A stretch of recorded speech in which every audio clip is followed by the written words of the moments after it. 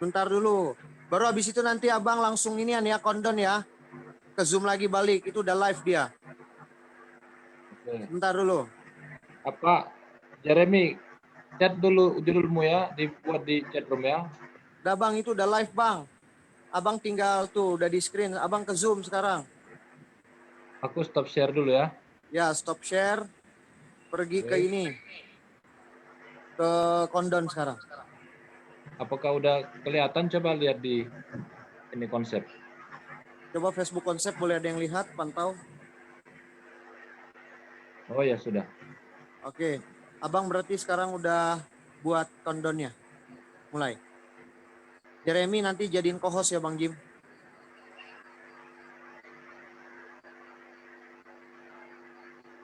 Jeremy co-host. Oke. Oke, sekarang countdown Bang. Oke, kita bertenang diri untuk countdown. Udah bertenang diri dari tadi kami.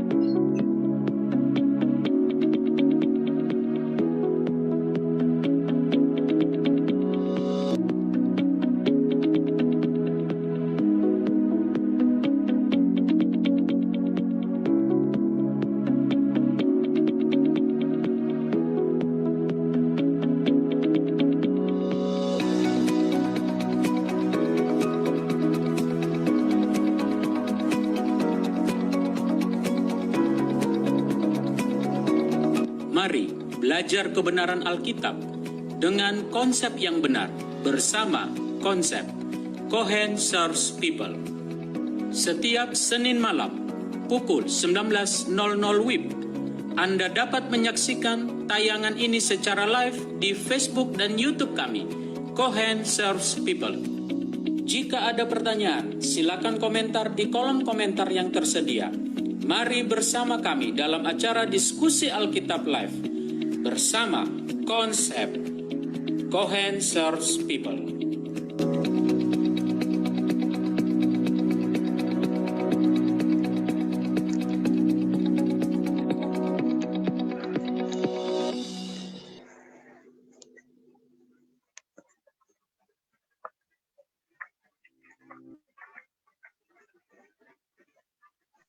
Baik, selamat malam untuk kita semuanya.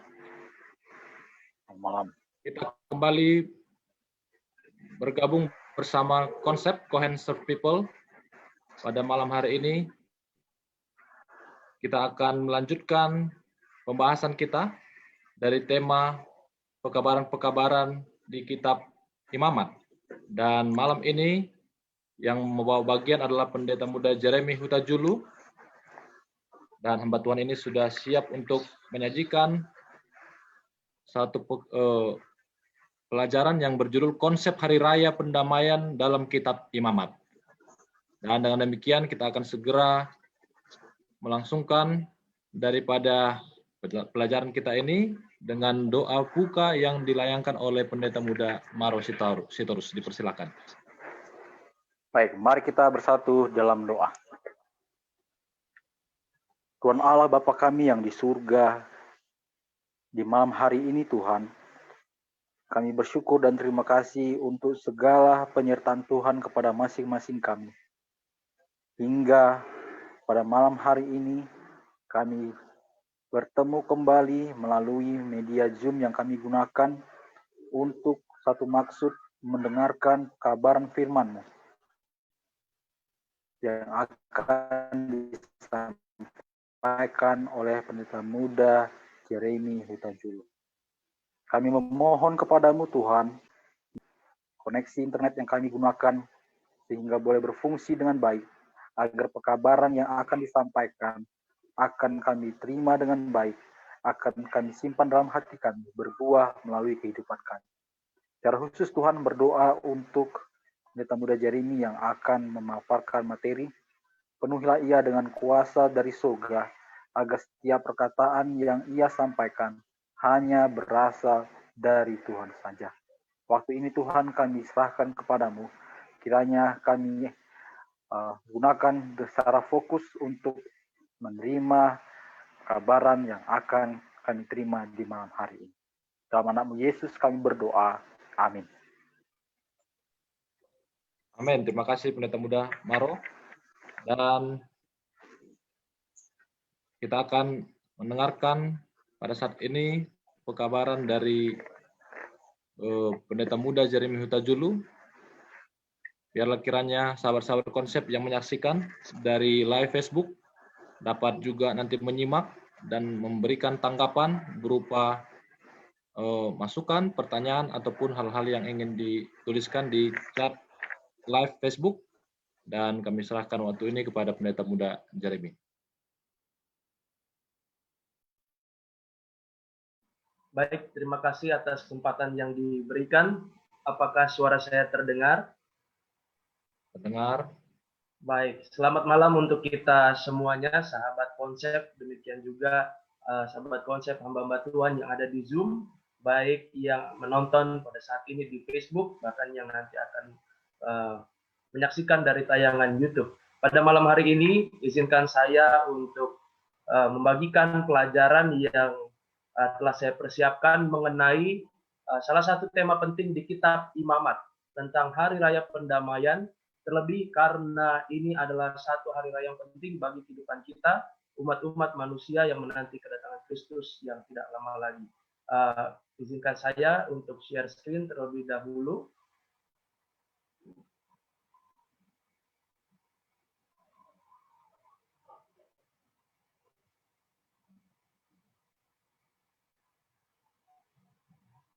Baik, apakah sudah terlihat? Ada di layar? Sudah. Baik, terima kasih.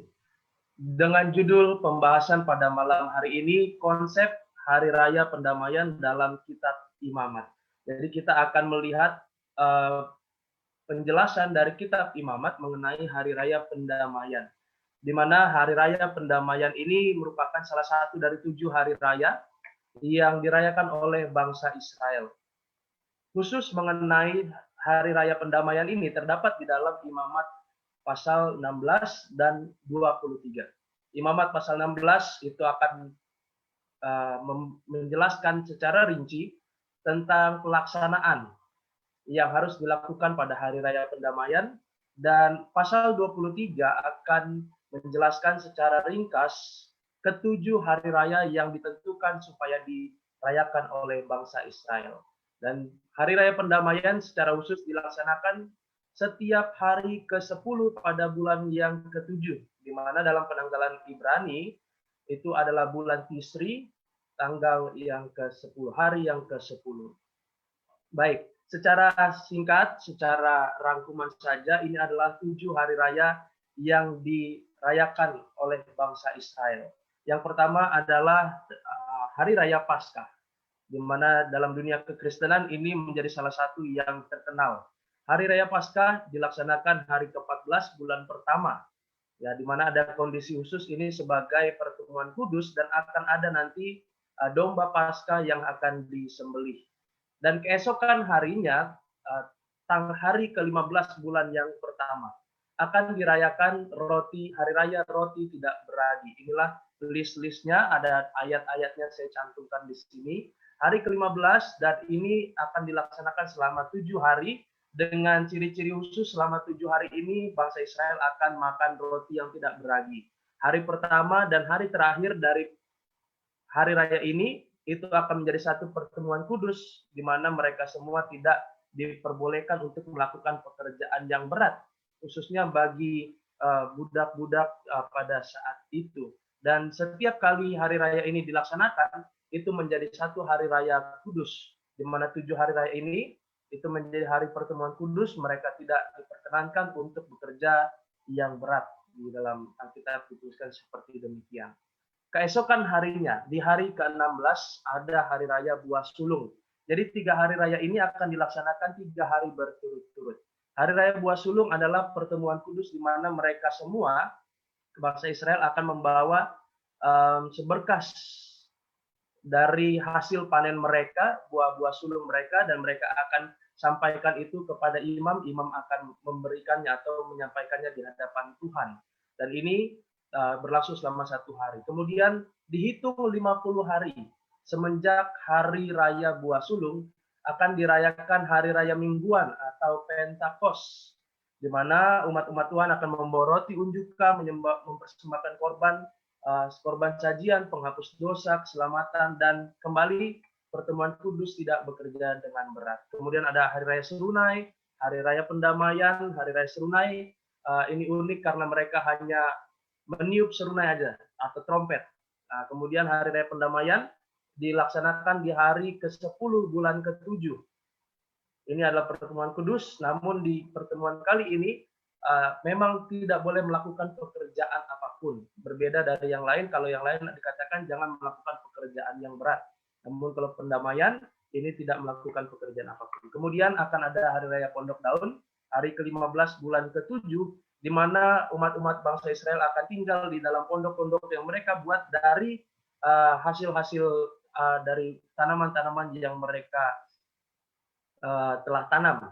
Dan kemudian mereka akan tinggal di situ selama 7 hari. Itu mengingatkan mereka bahwa Tuhan adalah sumber segala sesuatu. Baik, ini ada penjelasan sedikit mengenai Hari Raya dan Kristus, di mana sebenarnya hari raya tersebut di dalam Kolose 2 ayat 16 sampai 17 dikatakan, semuanya ini hanyalah bayangan dari apa yang harus datang, sedang wujudnya ialah Kristus. Jadi diharapkan dari Hari Raya Pendamaian ini akan menjelaskan terlebih dahulu in advance mengenai pelayanan Kristus di muka bumi ini. Jadi pelayanan hari raya tersebut akan dengan sendirinya pada saat Kristus menggenapi pelayanan tersebut akan hilang kewajibannya untuk merayakannya. Dan ini adalah penggenapannya, di mana hari raya Paskah digenapkan pada saat Yesus mati di kayu salib sebagai domba Paskah. Kemudian Yesus menginisiasi perjamuan kudus. Kemudian hari raya roti tidak beragi itu adalah pada saat Kristus yang hidupnya tidak berdosa mampu membuat kita menjadi hidup murni dan hidup dalam kebenaran, di mana Yesus pun katakan dia adalah roti kehidupan. Hari raya buah sulung ini unik karena kita ingat tadi 3 hari raya ini berturut-turut dirayakan 3 hari setelah domba Paskah, yaitu penggenapannya pada saat Yesus bangkit setelah kematiannya. Yang melambangkan Yesus adalah yang sulung, yang terutama di antara kebangkitan orang-orang mati. Kemudian 50 hari setelahnya adalah hari raya buah sulung, di mana penggenapannya pencurahan Roh Kudus kepada setiap pengikut Kristus. Kemudian ada hari raya serunai, di mana penggenapannya adalah ketika pekabaran kedatangan Yesus kedua kali dikumandangkan tahun 1843, dan hari raya pendamaian dalam nubuatan Daniel 8 ayat 14 menyatakan pelayanan Yesus sebagai imam besar berpindah ke bilik yang maha suci pada tanggal 22 Oktober sampai 1844, dan kita hidup di zaman hari raya pendamaian ini sampai nanti tiba penggenapan hari raya Pondok Daun ketika hilangnya setiap anazir dosa ketika Tuhan Kristus datang kali ketiga ke muka bumi ini. Kurang lebih inilah tempat di mana kita akan membahas sedikit hari raya pendamaian ini, yang di mana di kemah pertemuan ada segala ornamen perkakas yang sebelum-sebelumnya telah kita pelajari bersama dalam seri kitab imamat di bulan ini. Ini adalah apartemen yang bagian dalam atau bagian yang bagian dalam, bagian bilik yang suci, bilik yang maha suci. Baik, apa arti hari raya pendamaian? Dalam bahasa Ibrani, sahabat-sahabat konsep sekalian, adalah Yom HaKippurim. Di dalam kitab Ibrani, di dalam kitab Imamat pasal 23 ayat 27. Ini adalah bahasa aslinya, diterjemahkan dalam bahasa Indonesia, hari raya pendamaian. Akar kata dari Kippur adalah kafar. Muncul pertama kali dalam kitab Kejadian pasal 6 ayat 14, di mana pada saat itu Tuhan menyuruh Nuh untuk menutup kayu dengan satu salutan, di mana bagian luar dan bagian dalam harus ditutup dengan kata kau tutup. Kemudian kafar yang artinya to cover atau menutup seluruh, pacify atau menenangkan atau menutup amarah, atau make propitiation atau mengambil hati supaya mendamaikan. Inilah kurang lebih arti hari raya pendamaian. Jadi kita akan, sambil kita mendengar kata pendamaian, kita akan ingat bahwa ada satu hal yang ditutupi. Ada satu hal yang ditutupi pada saat kita membahas tentang hari raya pendamaian. Di dalam satu artikel mengatakan akar katanya berasal dari secara harfiah itu untuk menutupi, juga ditemukan dalam bahasa asli untuk menjelaskan art of the covenant atau yang disebut dengan kaporet, covering. Konsep dari menutupi dalam bahasa Ibrani dapat dipahami juga dengan menutupi dosa-dosa. Menutupi dosa-dosa di hadapan Tuhan, yang berarti supaya kita mendapatkan pendamaian di hadapan Tuhan. Kemudian kita akan bahas tujuan hari raya pendamaian. Kenapa diadakan hari raya pendamaian? Yang pertama, umat pilihan supaya mendapatkan pengampunan dari Tuhan. Menyucikan bangsa Israel dari dosa-dosa mereka selama 1 tahun. Kemudian membersihkan bait suci, bilik maha suci, bilik suci, dan mesbah korban bakaran. Ini ada di dalam Imamat 16 ayat 23. Jadi ini semua harus dibersihkan dan harus disucikan kembali. Mengapa harus didamaikan? Karena bangsa Israel telah mengikat perjanjian dengan Tuhan yang 10 hukum. Bila mana kita ingat pelajaran-pelajaran yang sebelumnya, itu adalah dasar dari perjanjian mereka. Dan ketika mereka berdosa, mereka telah melanggar dasar perjanjian itu dan harus diadakan korban pengganti demi pendamaian bangsa Israel dengan Tuhan. Jadi ini alasan mengapa harus didamaikan, supaya kita boleh didamaikan dari dosa-dosa, supaya dosa-dosa kita boleh diampuni, kita didamaikan dengan Tuhan, ditutupi tadi ya. Baik, kemudian ada pelayanan bait suci bangsa Israel. di mana pelayanan bait suci itu kita tahu pelayanan harian dan pelayanan tahunan. Nah, pelayanan harian yang melayani adalah imam-imam, pelayanan tahunan adalah yang melayani adalah imam besar. Di mana dalam Ibrani 8 ayat 5 mengatakan pelayanan mereka adalah gambaran dan bayangan dari apa yang ada di sorga. Jadi itu adalah menjelaskan tentang cara Yesus Kristus menyediakan jalan keselamatan buat umat manusia. Sebenarnya apa yang terjadi pada hari raya, pada pelayanan harian? Orang berdosa yang bertobat membawa persembahannya ke pintu kemah pertemuan dan sambil meletakkan tangannya ke atas kepala korban itu, ia mengaku dosanya. Dengan demikian secara simbolis memindahkan dosanya dari dirinya kepada korban yang tak bersalah. Kemudian imam akan mengambil darah dari korban tersebut dan memercikkannya ke hadapan tirai yang ada di dalam bilik yang suci, yang memisahkan bilik suci dan maha suci. Yang mana terdapat di belakangnya itu ada peti yang berisi hukum yang telah dilanggar oleh orang berdosa. Oleh upacara ini dosa melalui darah itu dipindahkan secara simbolis kepada kemah suci. Jadi ini menambah pengetahuan kita kenapa sebenarnya bait suci itu harus dipulihkan atau harus dibersihkan.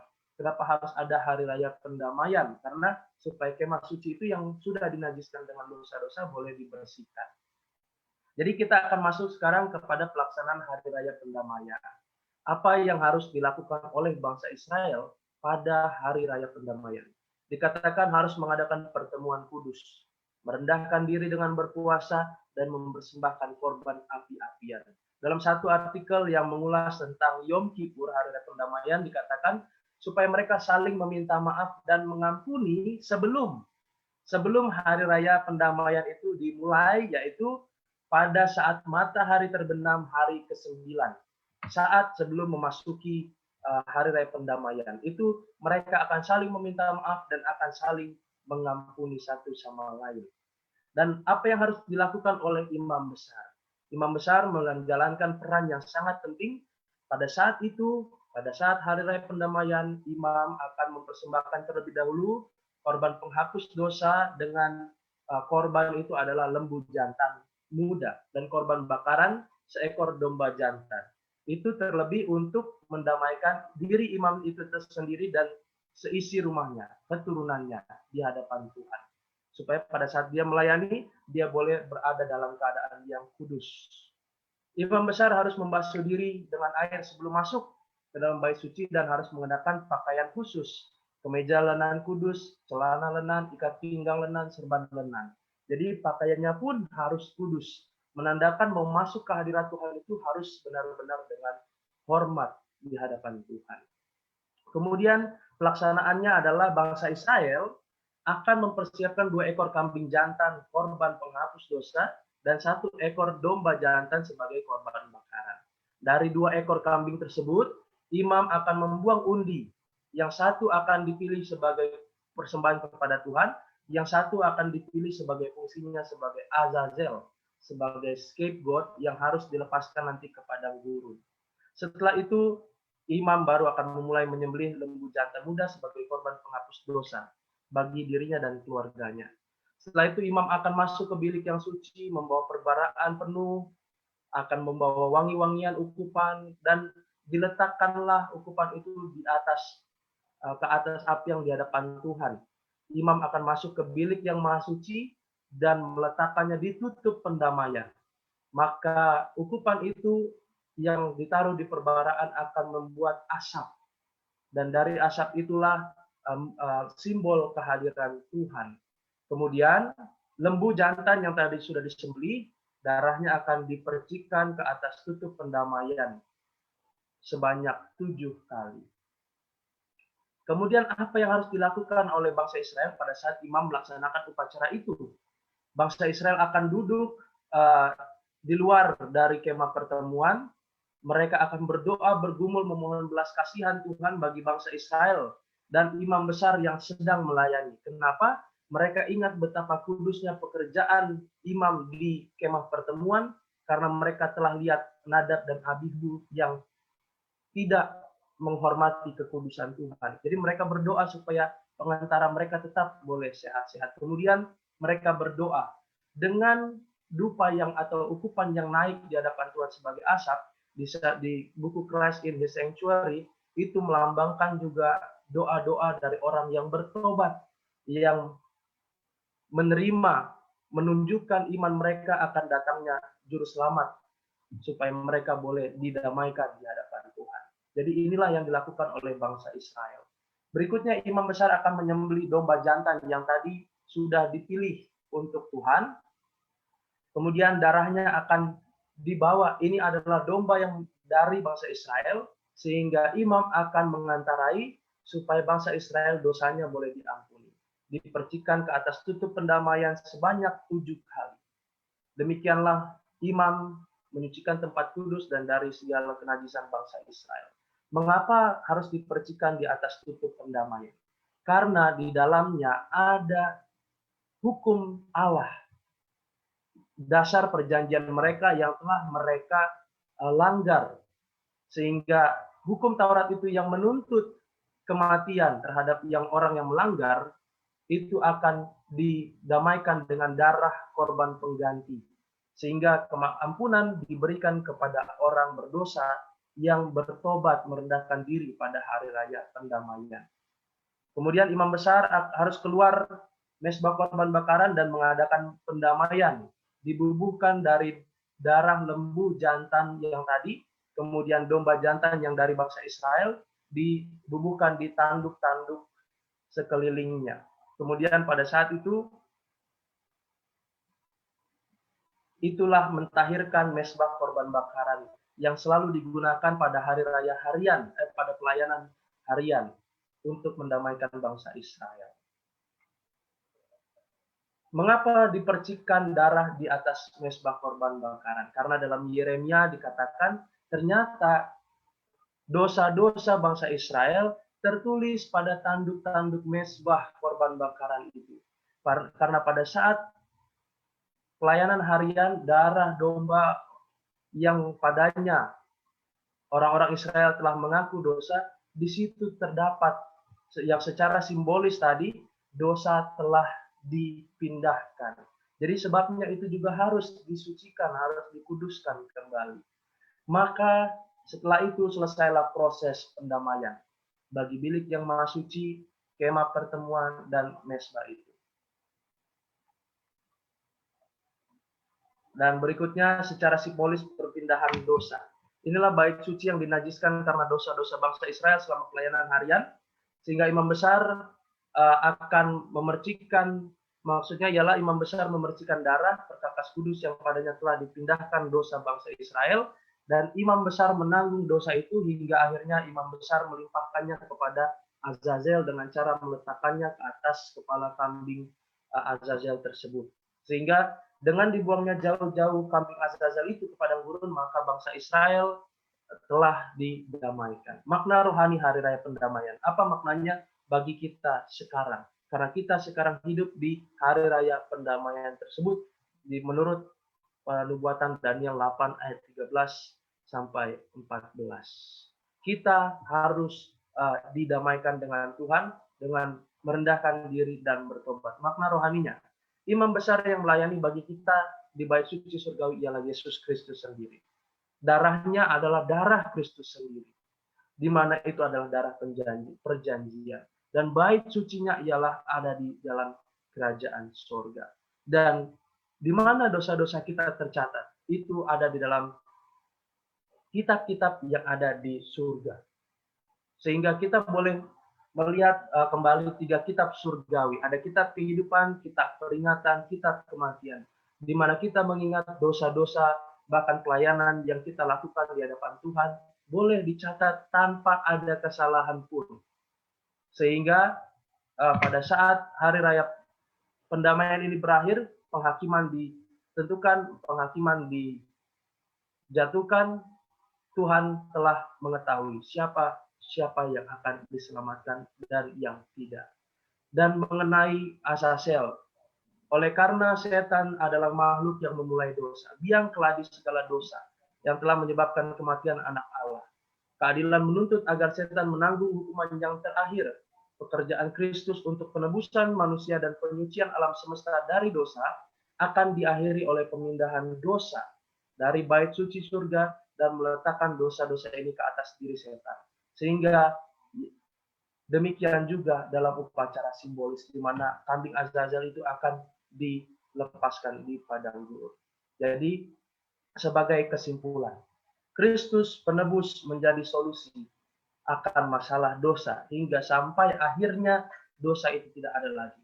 Darah Kristus menyediakan pengampunan atas dosa-dosa dan pelayanan pengantaran Kristus di bilik Maha Suci sekarang ini menyediakan jalan agar dosa dapat diampuni dan nantinya akan dapat dibinasakan.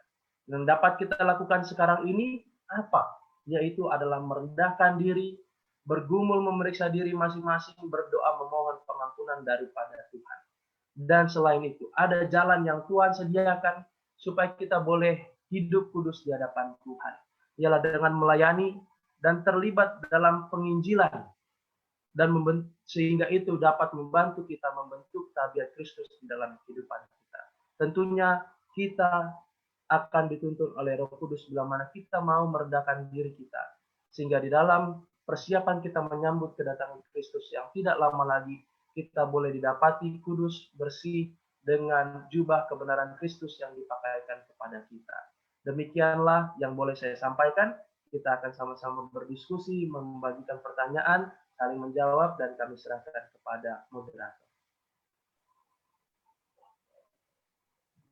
Baiklah, terima kasih untuk pemaparan yang sudah disampaikan oleh Pendeta Muda di Jeremy tentang Hari Raya Pendamaian dalam Kitab Imamat. Dan kita semua sudah mendengarkan apa pembahasan yang disampaikan, baik sahabat-sahabat konsep yang menyaksikan dari live Facebook, dan bahkan juga kita semua yang ada di room Zoom ini. Baik, di sini ada beberapa pertanyaan, namun kita akan tanyakan satu persatu terlebih dahulu. Yang pertama, apakah benar ada bait suci di surga secara harfiah, atau hanya sebuah simbolis saja? Terima kasih. Itu pertanyaan pertama, mungkin bisa ditanggapi Pendeta Muda Jeremy Huta-Julu. Baik, terima kasih atas pertanyaan yang telah disampaikan. Dalam kitab Ibrani dikatakan ada bait suci di surga. Sehingga itulah yang dilihat oleh Musa ketika Tuhan sampaikan, inilah dengan seperti mengikut contoh inilah akan dibuat bait suci di dunia. Namun tidak seperti yang ada di dunia ini. Bukan harafiah seperti yang pernah ada di dunia ini, yang pernah ada di zaman Musa, atau yang dibangun oleh Raja Salomo, atau pada saat zaman Yesus Kristus hidup. Sehingga pelayanan yang Yesus lakukan di bait suci itu benar-benar ada, dan itu adalah menyediakan pelajaran buat kita bagaimana sebenarnya Tuhan mau, bagaimana Tuhan mempersiapkan jalan keselamatan buat umat manusia. Seperti yang boleh saya sampaikan, mungkin ada tambahan. Baik, terima kasih Pendeta Muda Jeremy. Ada mungkin yang mau menyampaikan tanggapan dari teman-teman yang ada di room Zoom ini? Dipersilakan.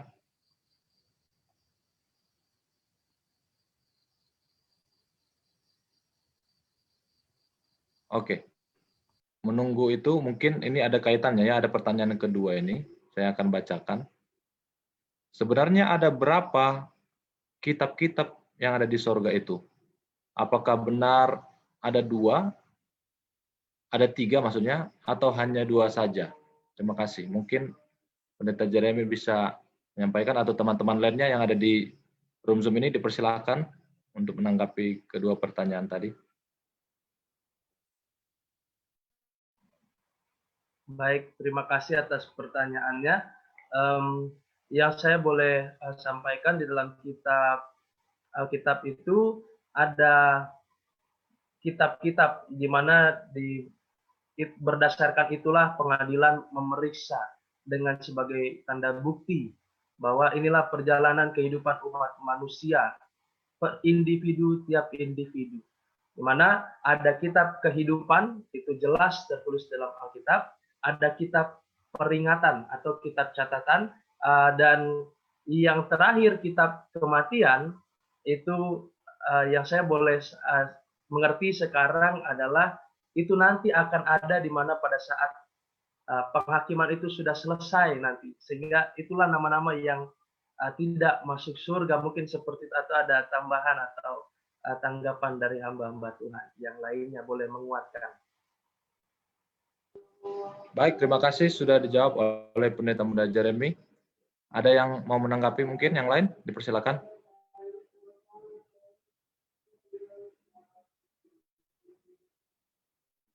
Baik, kalau tidak ada.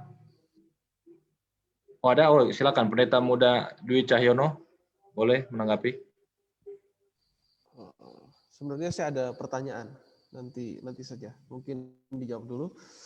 Mengenai apakah bait suci di surga ya, mungkin saya mau tambahkan sedikit. Kalau di bait suci di dunia ini disebutkan di situ adalah bayangan dari apa yang di surga, tetapi kita harus ingat bahwa fokus di dalam bait suci ini bukan mengenai sekedar bangunannya, tetapi adalah bagaimana Tuhan mengajarkan pekerjaan Yesus selama dalam penebusan ini, ya itu digambarkan di dalam bait suci. Dan dari pelajaran kita pada malam hari ini, yaitu mengenai Hari Raya Pendamaian ini, menunjukkan bahwa pekerjaan Yesus itu dalam penebusan tidak berhenti pada saat Ia di kayu salib, tetapi ada tugas-tugas lain yang dilanjutkan lagi. Ya. Tidak hanya dengan kurban saja, tetapi ada yang namanya hari Raya Pendamaian yang menunjukkan bahwa pekerjaan Yesus tetap berlanjut, di mana pada akhirnya dosa itu diselesaikan dengan semua akibat-akibatnya dilimpahkan kepada kambing Azazel itu. Jadi ketika kita diskusi mengenai bait suci ini, sebaiknya kita bukan lagi mempertanyakan ada bait suci di surga atau di bumi atau tidak, tetapi kita lebih baik kita fokus tentang bagaimana pekerjaan Yesus yang masih terjadi pada saat ini dalam menyelesaikan atau melengkapi tugas-tugas penebusan itu. Baik, terima kasih Pendeta Muda Dwi Cahyono. Ya. Mungkin pertanyaannya sebentar ya Pendeta ya, disimpan dulu supaya kita bahas terlebih dahulu pertanyaan 1 dan 2. Ada lagi yang mau menambahkan? Pendeta Pardosi, kita persilakan untuk memberikan tanggapan atas pertanyaan 1 dan 2. Baik, selamat malam para pendeta muda yang ada di Zoom dan juga sahabat konsep. Apakah suara saya terdengar? Dengar, Sir, silakan. Baik, terima kasih atas pembahasannya kepada pendeta muda Jeremy Hutajulu yang membahas tentang Hari Raya Pendamaian ya, atau Atonement dalam bahasa Inggrisnya, atau di kalangan gereja Advent yang dikenal dengan Hari Raya Grafirat. Baik. Pertanyaannya adalah apakah ada bait suci di sorga? Nah, saya tanya balik. Kira-kira saudara mengharapkannya bentuknya gimana gitu. Ya. Karena jangan lupa bilik yang maha suci yang digambarkan di bait suci yang dibangun oleh Musa itu, itulah gambaran tahta Allah. Makanya di bilik yang maha suci yang dibangun Musa itu, di atas tabut perjanjian itu ada 2 kerubium. Dan di tengah-tengah kerubium itu ada awan putih yang disebut dengan Shekinah. Dan itulah lambang kehadiran Allah. 2 kerubium itu itulah yang menjaga tahta kealahan. Atau dalam buku Wahyu sering dikenal dengan 4 makhluk. Nah, kalau saudara mengharapkan bait suci yang ada di sorga itu seperti yang dibangun Musa, jawabnya tidak ada. Tidak ada. Karena ingat, bait suci yang dibangun Musa itu replika loh. Mari kita bayangkan, replika yang kita lihat dengan bangunan yang sesungguhnya. Kalau saudara melihat ada satu gedung yang tinggi, pasti itu di lobinya harusnya ada yang namanya replika dari gedung itu. Sekarang saya mau tanya, kalau saudara lihat replika itu, di dalam replika itu ada nggak kursinya? Nggak ada. Padahal di gedung itu secara nyata ada kursinya, ada AC-nya, ada jendelanya, ada pintunya, ada liftnya. Di replika ada nggak? Nggak ada. Ya, kalau saudara katakan bahwa bait suci di sorga itu ada hewan yang disembelih, di mana mau disembelihnya? Lalu untuk apa di sorga harus disembelih binatang? Tidak ada, kan begitu ya. Oh, di sorga itu harus ada mezbah korban bakaran. Apa yang mau dibakar di sorga? Orang di sorga nggak butuh potong-potong hewan. Ya. Di sorga itu kan tidak boleh ada pembunuhan. Jadi kalau di sorga ada potong hewan, berarti di sorga ada pembunuhan. Loh, waktu Adam dan Hawa berdosa itu kan Tuhan sembelih binatang. Iya, itu di bumi, bukan di sorga, jangan lupa. Ya. Di bumi boleh terjadi pembunuhan, apalagi karena sudah jatuh dalam dosa. Tapi di sorga tidak bisa terjadi pembunuhan. Lalu Tuhan bikin korban, tidak bisa. Ya. Lalu di sorga, apakah di sorga ada mezbah roti sajiannya? Ya. Ya untuk apa ada di sorga mezbah roti sajian? Lalu tiap hari Sabat harus diganti, terus harus dimakan sama imam. Nah kalau di sorga siapa yang mau makan itu? Apa Tuhan makan itu roti? Untuk apa Tuhan makan? Apa malaikat makan itu roti? Untuk apa malaikat makan? Malaikat bukan imam. Sementara Alkitab katakan yang memakan roti itu harus siapa? Harus imam. Ya. Jadi kalau saudara tanya apakah ada bait suci di sorga, saya mau tanya dulu. Kira-kira bait suci yang model bagaimana yang saudara harapkan itu? Sedangkan bait suci yang dibangun Musa dengan bait suci yang dibangun Salomo, saudara perhatikan, beda, betul nggak? Betul nggak? Beda. Beda. Bahan bakunya beda. Yang satu dari kulit-kulit, yang satu dari batu, betul. Yang satu semua dilapisin emas, sementara yang dibangun Musa tidak ada emasnya. Perabotnya emas, tetapi tembok-temboknya apakah dari emas? Nggak ada. Berarti itu pun sudah beda, betul nggak? Ya. Nah, kalau yang dibangun Musa dengan yang dibangun Salomo saja sudah beda, apakah saudara mau mengharapkan yang di sorga itu sama dengan yang dibangun Musa? Sungguh alangkah menjadi aneh nanti kita kan? Ya, karena itu replika. Jangan lupa Salomo aja bangunnya nggak ngikut replika yang dibangun Musa. Dia bangun model sendiri. Ya. Lalu apakah Tuhan marah? Enggak. Apa buktinya? Waktu penahbisan itu bait suci yang dibangun Salomo, maka datanglah apa? Hadirat Tuhan, betul? Ya berarti Tuhan menyetujui pembangunan bait suci versi Salomo. Ya, oke, baik. Nah, Tolong di unmute, Sir. Sorry.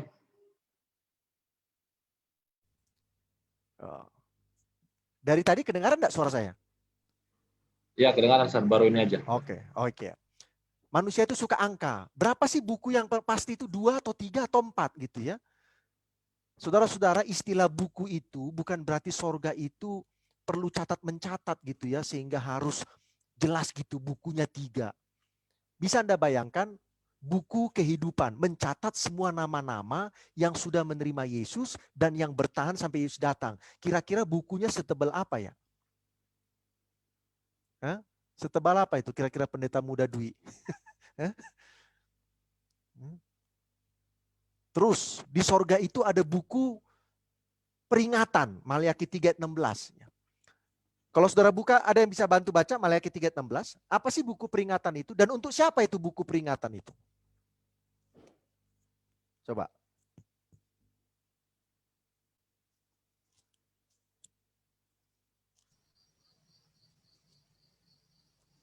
Boleh baca? Maleakhi 3 ayat 16. Beginilah berbicara satu sama lain orang-orang yang takut akan Tuhan. Tuhan memperhatikan dan mendengarnya. Sebuah kitab peringatan ditulis di hadapannya bagi orang-orang yang takut akan Tuhan dan bagi orang-orang yang menghormati namanya. Kitab peringatan itu buat siapa?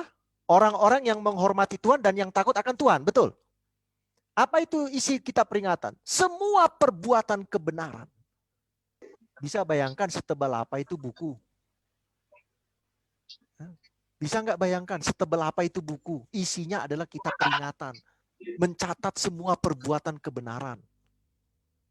Jadi jangan kita sampai akhirnya berpikir sorga itu 2 apa 3. Ya. Menurut apa yang kita pahami, Alkitab itu mencatat ada 3. Kitab kehidupan, kitab catatan dosa, dan kitab peringatan. Yang paling jorok kitab apa kira-kira? Yang paling jorok? Catatan dosa. Kitab catatan dosa. Kenapa? Tulis, hapus. Kan kalau bertobat dihapus. Kalau berbuat lagi, tulis lagi. Kan gitu ya. Tapi saya mau tanya, seberapa tebal itu kitab catatan dosa? Karena kalau saudara tanya, berapa buku yang ada di sorga itu, jawabannya nggak tahu. Tapi kalau apa-apa yang dicatat di sorga itu, saya jawab sekarang. 3 yang dicatat. Apa itu? Orang-orang yang namanya menerima Yesus dan percaya setia seumur hidup mereka. Yang kedua, perbuatan-perbuatan kebenaran. Yang ketiga, perbuatan-perbuatan apa? Dosa. Saudara mau bilang 3, terserah saudara. Saya enggak mau bilang 3. Karena kalau bilang 3 itu berarti bukunya cuma 3. Tapi kalau dibilang ada 3 hal-hal yang dicatat oleh Tuhan tentang hidup manusia, maka jawabannya ada apa? Ada 3 aspek. Yang pertama aspek apa? Siapa yang bertobat dan setia seumur hidup. Yang kedua apa? Perbuatan-perbuatan kebenaran. Dan yang ketiga perbuatan apa? Dosa. Terima kasih. Baik, terima kasih Pendeta Pardosi yang sudah memberikan tanggapan atas kedua pertanyaan ini dan semakin jelas di dalam pembahasan kita. Dan di sini ada komen dari Bapak Sihol Markusa Hutauruk atas penjelasan Pendeta Pardosi. Thanks Pastor Pardosi, pencerahannya makin jelas dan terang. Ya. Baik, kita lanjut ke pertanyaan selanjutnya. Pertanyaan dari Bapak Sihol Markusa Hutauruk yang ada di komen Facebook. Apa hubungan Hari Raya Pendamaian dan penutupan Bahtera Nuh? Tadi saya dengar kurang jelas, mohon pencerahannya. Trims. Silakan Pendeta Muda Jeremy Hutajulu untuk menanggapi pertanyaan Bapak Sihol Markusa Hutauruk. Apa hubungan Hari Raya Pendamaian dengan penutupan Bahtera Nuh? Baik, terima kasih atas pertanyaan dari Pak Hutauruk. Jadi Hari Raya Pendamaian itu tadi di dalam bahasa Ibrani-nya dikatakan itu adalah Yom HaKippurim. Dia memiliki akar kata itu adalah kafar. Dia punya akar kata kafar yang artinya untuk menutupi. Nah, kata kafar ini dari dalam Alkitab muncul pertama kali dalam kitab Kejadian 6 ayat 14. Kejadian 6 ayat 14 berkatakan, buatlah bagimu sebuah batra dari kayu gofir. Bahtera itu harus kau buat berpetak-petak dan harus kau tutup, harus kafar dengan pakal dari luar dan dari dalam. Jadi ini menjelaskan tadi hanya menjelaskan kemunculan kata kafar itu pertama kali. Sehingga itu membuat ada konsep kita mengenai kata Hari Raya Pendamaian. Bahwa Bahtera Nuh itu akan ditutup bagian luar bagian dalam dengan kapal, dengan pakal, artinya akan ditutupi, akan seperti dilindungi. Dalam kehidupan kita juga dalam makna rohaninya, di mana kehidupan kita yang penuh dosa akan ditutup, diselubungi dengan jubah kebenaran Kristus tersebut. Itulah sebabnya Hari Raya Pendamaian kita akan didamaikan, di kesalahan-kesalahan kita akan dihapuskan. Dan itulah yang harus kita lakukan, yang sedang terjadi pada saat kita hidup sekarang, mengharap senantiasa kepada jasa penyelamatan dari Yesus Kristus. Demikian yang boleh saya bantu sampaikan. Baik, terima kasih Pendeta Jeremy, sang pemateri kita. Baik, kalau ada dari teman-teman yang lain yang mau menambahkan atas pertanyaan ini, boleh dipersilakan. Ya, saya mau bertanya, Pastor. Saya pikir kalau pertanyaan Pak Syul tadi sudah dijawab dengan jelas oleh Jeremy. Ya, saya bertanya mengenai dosa dipindahkan. Nah, jadi diungkapkan tadi beberapa kali bahwa ketika orang Israel berdosa, kemudian orang Israel itu datang ke bait suci dengan membawa korban dan didoakan. Ya, dia tumpang tangan mengaku dosa di atas korban itu. Nah, seolah-olah itu dosa itu dipindahkan ke korban itu, kemudian nanti pada hari pendamaian semua itu akan dipindahkan kepada kambing Azazel. Pertanyaan saya begini, Mas Pendeta Jeremy dan juga teman-teman dan juga Sir, apakah dosa ini benar-benar dipindahkan? Itu pertanyaan pertama. Yang kedua, yang pada akhirnya di sini yang menanggung dosa ini disebutkan tadi adalah kambing Azazel gitu. Nah, ini ada sedikit kesalahpahaman sedikit saya lihat di beberapa ahli teologi di luar melihat bahwa kita punya pandangan sepertinya kok jadi setan yang menanggung dosa begitu. Karena Azazel itu adalah lambang daripada setan begitu. Nah, bagaimana penjelasannya? Ya, supaya kita dapat memahami secara benar dan detail di dalam konsep tentang pemindahan dosa ini. Terima kasih. Ya, silakan langsung ditanggapi Pendeta Jeremy. Baik, terima kasih atas pertanyaan dari Pendeta Dwi. Dalam penyembelihan korban-korban, khususnya di Hari Raya Pendamaian, ada satu prinsip yang kita boleh dapat dalam kitab Ibrani 9 ayat 22. Mengatakan bahwa tanpa penumpahan darah tidak ada pengampunan. Dari dua kambing yang disediakan oleh bangsa Israel, satu yang untuk Tuhan, itulah yang disembelih. Jadi bagi yang disembelih itu melalui korban pengganti yang telah disembelih itulah ada pengampunan di hadapan Tuhan. Dan itulah yang melambangkan dengan pengorbanan Yesus Kristus. Sehingga dari darah Yesus Kristuslah kita boleh mengharapkan pengampunan. Sebaliknya, yang seperti tadi Pendeta disampaikan, ada sedikit kesalahpahaman di kalangan beberapa ahli teologi bahwa sebenarnya yang dimaksud dengan penumpangan dosa-dosa itu terakhir kepada kambing Azazel ialah karena setan adalah yang memulai adanya dosa itu. Sehingga tadi di tulisan dikatakan dialah yang layak terakhirnya, ultimate-nya akan dibinasakan, akan dibuang sehingga anazir dosa itu dibuang jauh-jauh sehingga tidak akan ada lagi kemungkinan nantinya pada saat Yesus sudah datang dan setan sudah dimusnahkan dalam api neraka, tidak ada lagi kemungkinan bagi umat manusia untuk jatuh ke dalam dosa. Namun jelas pengampunan bangsa Israel didapat dari domba yang sudah dari kambing yang sudah disembelih tadi. Demikian juga pengampunan yang kita dapat dari Yesus Kristus, Tuhan kita yang telah mati bagi kita. Demikian, mungkin ada tambahan dari yang lain.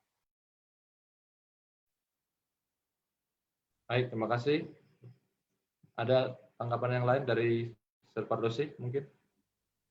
Baik, terima kasih ya. Tadi pertanyaan yang tentang hubungan bait suci pendamaian, hari raya pendamaian dengan Bahtranu itu, maka kita boleh baca di Wahyu pasal yang ketiga ya, Jemaat Philadelphia. Jemaat Philadelphia itu kita pahami inilah jemaat di mana secara nubuatan itu adalah penggenapan Yesus melakukan pekerjaan imam besar di bilik yang maha suci di sorga, tepatnya 22 Oktober 1844. Wahyu 3 ayat yang ke-7, dan tuliskanlah kepada malaikat jemaat di Philadelphia, inilah firman dari yang kudus, yang benar, yang memegang kunci Daud. Apabila ia membuka, tidak ada yang dapat menutup. Apabila ia menutup, tidak ada yang dapat apa? Membuka. Peristiwa ini terjadi tidak di dalam Bahtera? Iya. Terjadi. Siapa yang menutup pintu Bahtera itu? Tuhan. Siapa yang buka?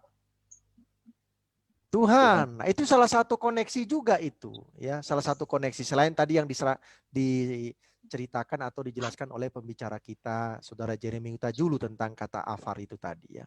Tetapi secara hubungan dalam peristiwa pintu yang ditutup, pintu yang dibuka, nubuatan dari jemaat yang ke-6, jemaat Philadelphia, maka itu adalah kaitannya dengan Yesus sudah buka pintunya. Dia sudah tutup pintunya. Kalau sudah ditutup tidak ada yang bisa buka. Ya, kalau sudah dibuka tidak ada yang bisa apa? Menutup. Ya, jadi kendalinya itu hanya ada pada siapa? Pada Tuhan. Proses penghakiman itu kendalinya di Tuhan, bukan di manusia, tetapi di Tuhan. Ya. Bagaimana Tuhan akan melakukannya? Apa syarat-syarat penghakiman itu? Tuhan yang kendalikan semua, bukan manusia. Tugas manusia adalah menerima atau tidak pekabaran itu. Menerima atau tidak pendamaian itu. Kalau menerima, ya akan masuk ke dalam bahtera. Kalau menerima, maka dia akan selamat dalam proses penghakiman. Tapi kalau dia menolak, maka dia akan di luar bahtera. Dia akan di luar keselamatan dari Yesus. Kalau di luar keselamatan dari Yesus, apa artinya? Ya binasa, saudara. Binasa saya. Ya, baik. Pertanyaan Pendeta Muda Dwi Cahyono, saya mau kasih istilahnya begini, Pendeta Muda ya. Sama-sama menanggung. Ya, sama-sama menanggung, tapi beda. Yang satu, Yesus menanggung akibat dosa itu bagi manusia. Apa akibat dosa bagi manusia? Kematian, kematian kekal. Itu Yesus tanggung. Kalau setan, apa yang dia tanggung? Dia menanggung dosa itu. Ya, dia menanggung dosa itu. Kalau Yesus, dia menanggung akibat dosa itu. Makanya dikatakan oleh Yesaya 53, oleh bilur-bilurnya kita diselamatkan. Oke? Orang yang berdosa itu kan dicambuk. Ya, itulah ekspresinya kan, oleh bilur-bilurnya ya. Jadi sayatan-sayatan itu. Jadi Yesus menanggung sayatan-sayatan itu. Karena akibat dosa itu adalah kematian kekal. Itu yang Yesus tanggung. Dan itu adalah bahagian manusia harusnya. Ingat, Yesus itu juru selamat manusia ya, bukan juru selamat manusia plus setan ya. Itu sebenarnya saya katakan Yesus menanggung akibat dosa yang harusnya ditanggung oleh siapa? Manusia. Sementara setan, dia menanggung dosa itu. Apa upah dosa? Maut, makanya dia mati. Dia yang mati. Ingat, domba itu, kambing itu ada dua. Satu kambing yang akan menanggung dosa Israel supaya diampuni. Dan satu lagi kambing yang akan menanggung dosa Israel karena dialah yang akan mati. Betul nggak? Yang menjadi kambing Azazel itu. Jadi dua-dua sama-sama menanggung. Tetapi yang satu menanggung untuk Israel, yang satu menanggung setan sendiri. Ya, jadi sama-sama menanggung Pendeta Dwi ya, tapi ekspresinya harus dikaitkan seperti itu. Yesus menanggung upah dosa manusia, yaitu kematian kekal. Setan menanggung upah dosa dirinya sendiri. Ya. Terima kasih. Terima kasih, Sir. Terima kasih. Baik, terima kasih Pendeta Pardosi sudah menjawab dan menambahkan daripada pertanyaan tadi.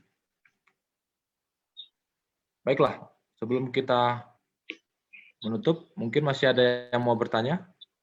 Silakan, teman-teman.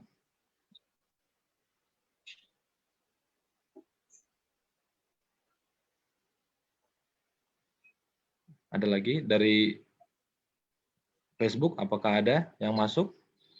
Mana tahu saya tidak melihat. Baik, sudah tidak ada lagi ya di Facebook, di chat room juga sudah tidak ada. Oke, untuk saat ini kita persilahkan memberikan closing statement, yaitu Pendeta Jeremy, dan nanti setelah Pendeta Jeremy, Pendeta Pardosi akan melanjutkan dalam closing statement. Dipersilakan. Baik, terima kasih.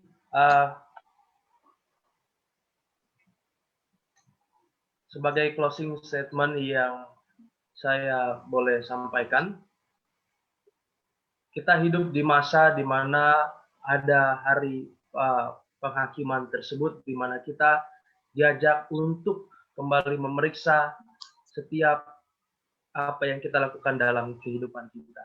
Janji yang Tuhan berikan ialah Tuhan itu setia dan adil bila mana kita mau mengaku setiap kesalahan dosa kita. Sehingga kita dalam kehidupan kita sehari-hari, hari ini, besok, dan seterusnya kita hidup sambil kita mengingat dalam pikiran kita bahwa ini adalah hari-hari terakhir di mana Yesus Kristus akan segera datang, dan hari penting di mana setiap perbuatan saya, artinya kita menjaga apa yang akan saya buat, apa yang akan saya pikirkan, kita pertimbangkan baik-baik. Bukan saatnya lagi untuk bermain-main, namun kita boleh bersiap-siap, terus berharap kepada percaya kepada Kristus yang selalu siap untuk menerima kita, mengampuni kita bila mana kita jatuh dalam dosa. Namun pekerjaan kita mengabarkan pekabaran 3 malaikat, di mana kita boleh menyampaikan itu sambil kita membentuk tabiat Kristus dalam kehidupan kita. Sehingga dalam kehidupan kita, kita boleh dipersiapkan menjelang kedatangan Kristus yang tidak lama lagi. Semoga Tuhan memberkati kita semuanya.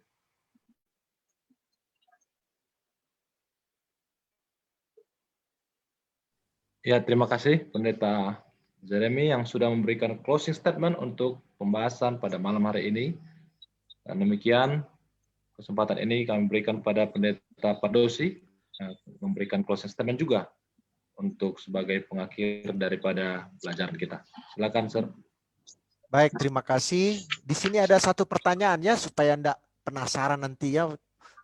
Zoom ini kita tutup lalu dia hidup dalam penasaran dan kebimbangan, kan kita susah juga ya. Ya, apakah dosa benar-benar dipindahkan? Nah, saya tanya lagi, saudara, harapnya apa? Seperti barang dipindahkan gitu, diangkat gitu, dipindahkan dari titik A ke titik B. Ya, itu kan semua simbol ya. Nah, kambing itu kan simbol setan juga. Ya, bukan kambing itu setan ya. Jangan kita bilang kambing Azazel itulah setan. Enggak, dia itu enggak tahu apa-apa, saudara-saudara, itu kambing ya. Kalau saudara bilang, hei kambing kau setan, dia pun bingung apa. Paling dia jawab embe gitu kan. Itu kan bukan persetujuan bahwa dia setan. Ya, itu kan simbol. Jadi ketika saudara bertanya benar-benar dipindahkan, apakah saudara bertanya tentang harafiah atau apa? Kalau harafiah, orang dosa itu nggak kelihatan, saudara-saudara, gimana mau mindahkannya? Pernahkah saudara mengetahui itu dosa kelihatan? Oh, Pak Pendeta, dosa itu sekarang ada di dalam kamar. Mari kita pindahkan dia keluar kamar. Kan bingung kita. Orang berdosanya bisa kita pindahkan dari dalam kamar keluar kamar. Tapi kalau dosa kan nggak kelihatan. Dosa itu ada, tapi nggak kelihatan. Karena itu adalah sebuah perbuatan. Betul nggak? Jadi kalau dikatakan benar-benar dipindahkan, secara fisik tidak ada. Apa yang mau dipindahkan? Siapa yang mau diangkat? Kemana mau diangkat? Tetapi sebagaimana dosa-dosa itu ditaruh di bait suci selama 1 tahun.